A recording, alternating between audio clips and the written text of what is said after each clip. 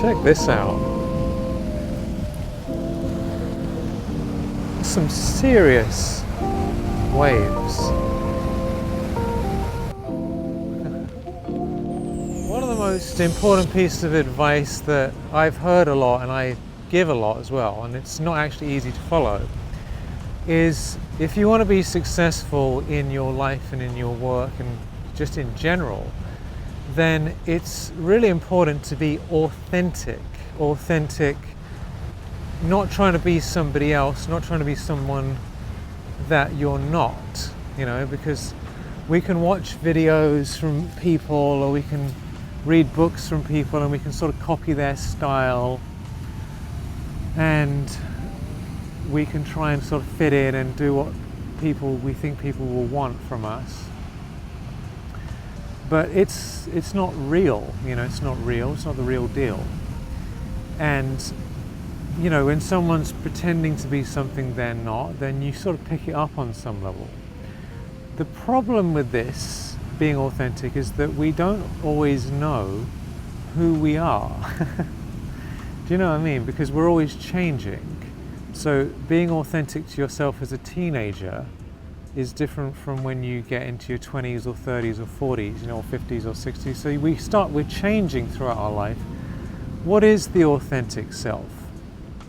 You know, this is a very deep question. And I've thought, you know, quite a lot about this, and what I've realized is that I'm actually quite a complicated person, and I'm sure you are as well, and there's like different parts of ourselves.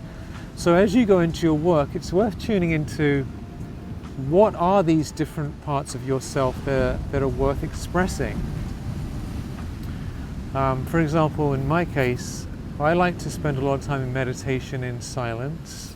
I do a lot of guided meditations, and that's all very introverted, very deep, very spiritual, very sort of gentle, going beyond everything.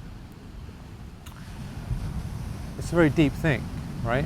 So that's authentic to me. That's a real thing. And there's another part of me that it's like fun and games, and life is a mystery and a wonder, and I like traveling, and you know, I like music, and you know, the more sort of light-hearted, amusing, entertaining sort of side to myself, right? So I can be very slow and gentle and relaxed, and I can also, you know, it's all fun and games, right? So which is my authentic self? I'm not sure that it's one or the other. They're both there. And then there's other things, you know. Some parts of us are very, very sensitive. You know, I've had a lot of issues recently that have been close to my heart, you know, a lot of healing, and then, you know, so I'm just saying, like, there's a lot there. If you're an old soul and you've been around a while, you've got all these different types of your personality. But the key thing here is to really know at least a little bit more about who you are, and what sort of ways that you express, and how you do things, and what it is that you can do, and what it is that you're interested in doing. And if you know that, and you just go in that direction towards the things that draw you and inspire you and light you up and feel good to you, that's a really, really, really good place to start. Because if we're feeling good and we're pursuing something that has like a passion and an inspiration behind it for us, if it lights us up, then it's going to light other people up. If it doesn't light us up, if we're just sort of sitting there going, oh God, you know, I have to do another blog post, I've got to write another, you know, then obviously it's unlikely anyone else is going to be inspired if we aren't interested. So as you tune into this, think about, what are your passions? What topics light you up that you could talk about again and again and again and again and again, right? That you're genuinely inspired about. And what are the ways of communicating and doing things that is sincere for you? You know, you're a wonderful soul. So what is a way of sharing that energy with others? And if you have that going on, then you're going to be doing something that other people are much more likely to appreciate.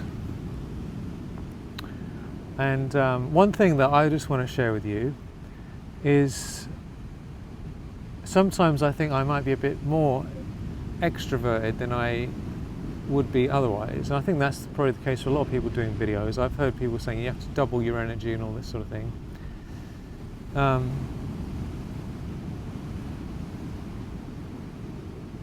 Sometimes I'm just want to take a nap and just not do anything.